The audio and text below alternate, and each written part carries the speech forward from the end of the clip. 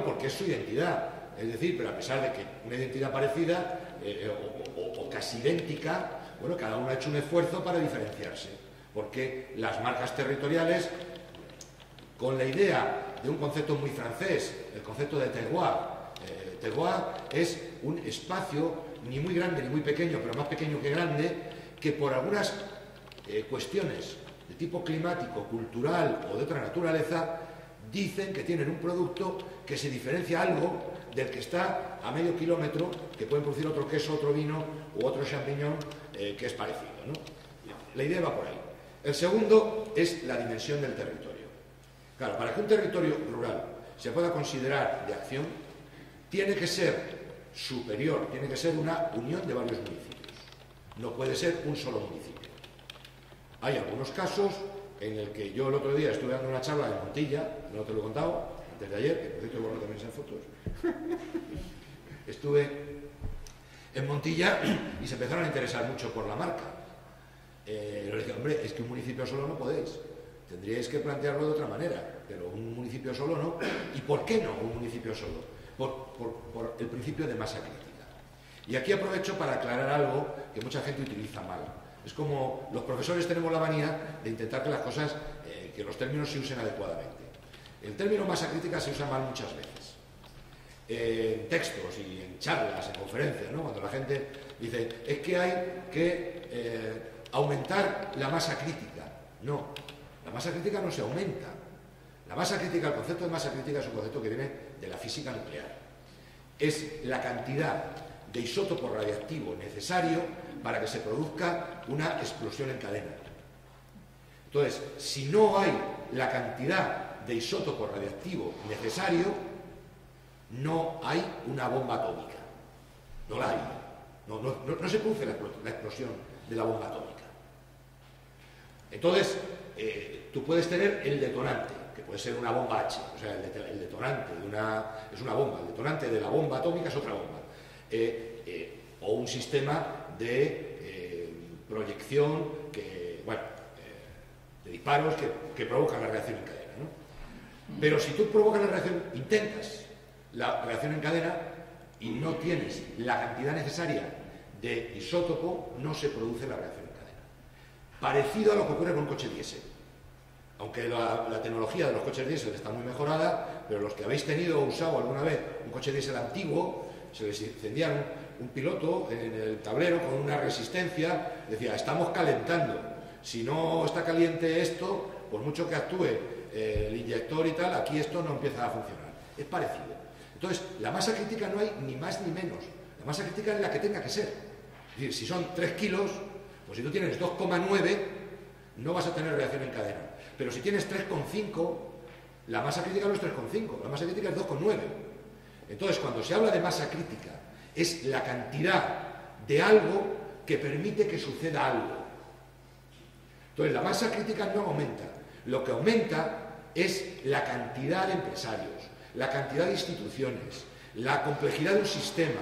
Eso es lo que podemos intentar que crezca para que alcance la masa crítica. Pero la masa crítica es un dato. Se usa muy mal, casi todo el mundo lo usa mal. Otra palabra que se usa muy mal también en estas cosas es lo de tipología. Bueno, es que este empresario es de una tipología distinta. No, está mal dicho. El empresario se da de un tipo distinto. La tipología es un conjunto de tipos. Pero bueno, esta es otra historia. Esto para mis clases. Bueno, entonces, la dimensión del territorio es la que permite esperar que haya masa crítica como para que ese territorio con un proyecto pueda realmente tener éxito en su proyecto. Esa es la idea. Esto estaba en la primera comunicación a los Estados miembros de líder 1.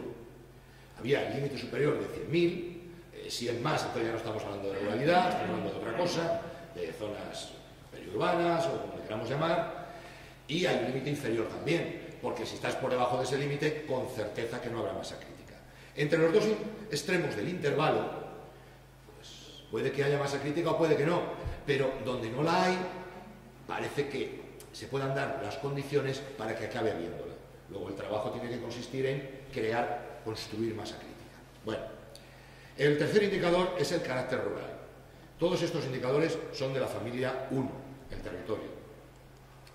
El carácter rural. Esto de carácter rural es verdaderamente ambiguo y sujeto a polémica, sujeto a debate. ¿Qué territorio es rural y cuál no? Bueno, yo he trabajado mucho en esto y cada vez que ha surgido ese asunto, la gente ha dicho, pues yo creo que es esto, otros dicen, pues yo creo que es aquello, y nunca se pone nadie de acuerdo. No es fácil ponerse de acuerdo en que es rural.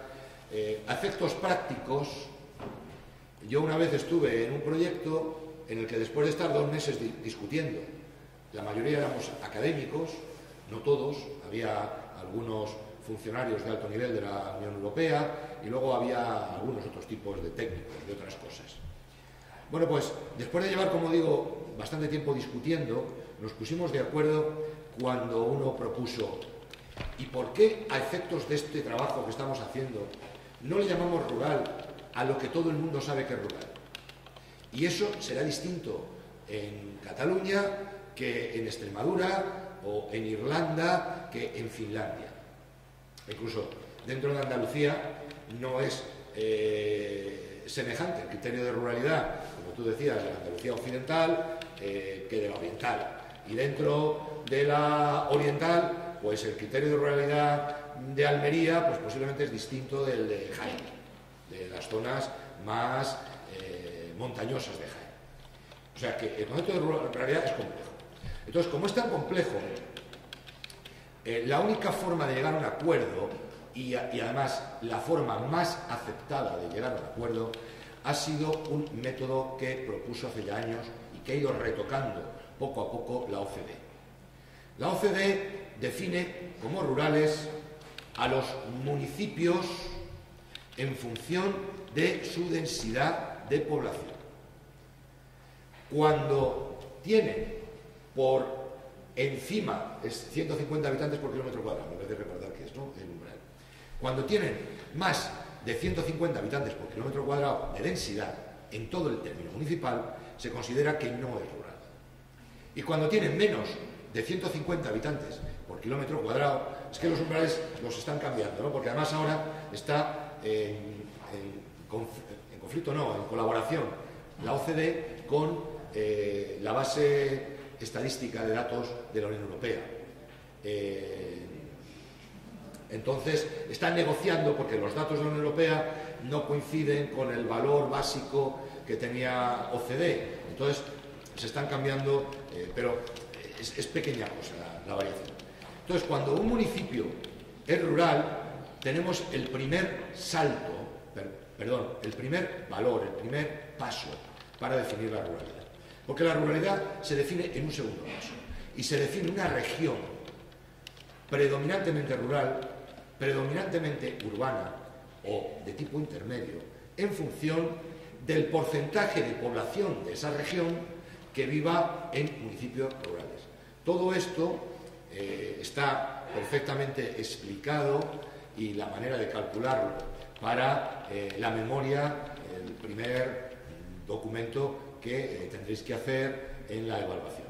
Es tan sencillo hacerlo como poner el nombre de los municipios, la superficie de los municipios, de cada uno de los que están en cada comarca, y la población según el último padrón o el último censo, pero preferiblemente el padrón de habitantes al que se tenga acceso.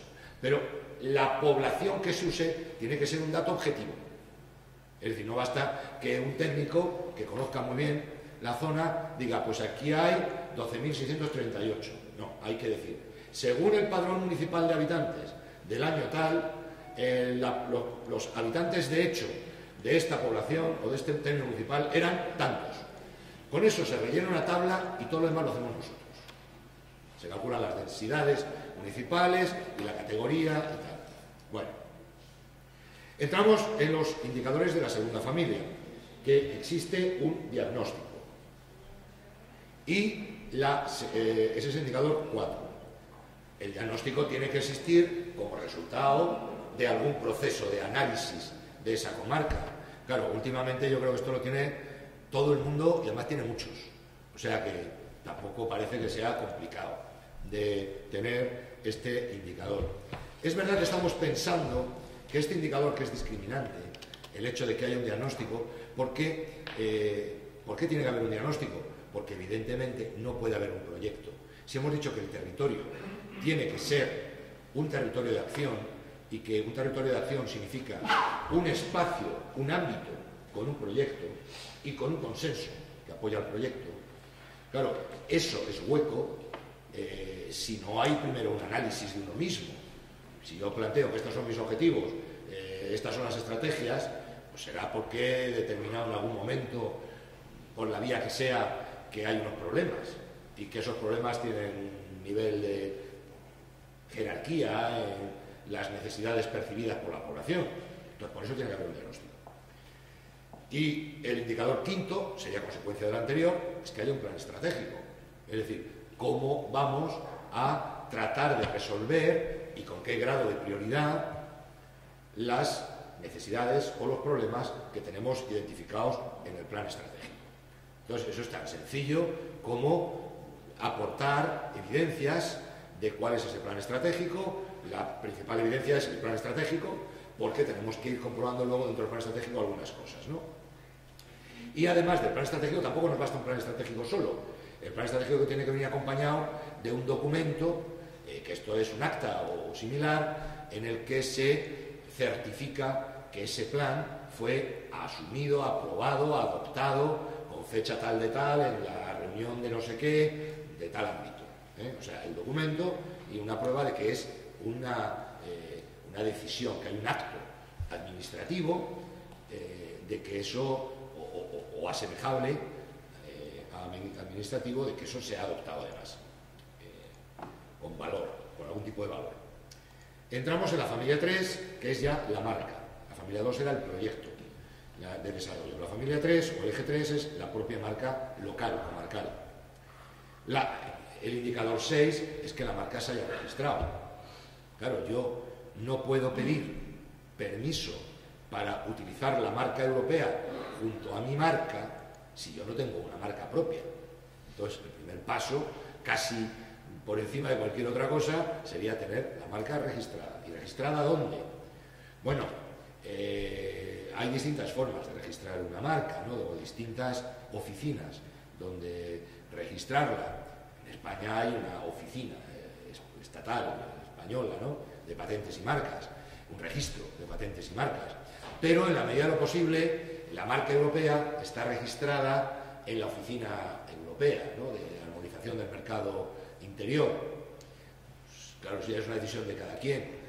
Hay un caso que presentó toda la documentación para registrarlo en la oficina europea y le presentaron una objeción.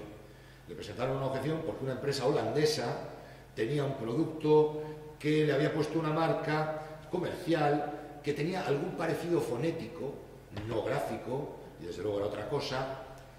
Este conflicto ha durado mucho tiempo. Al final han resuelto la oficina europea que no permitía el registro de esa marca territorial en dos categorías de las que, porque esta es otra, no se registra porque sí, se registra los que ya hayan andado ese camino.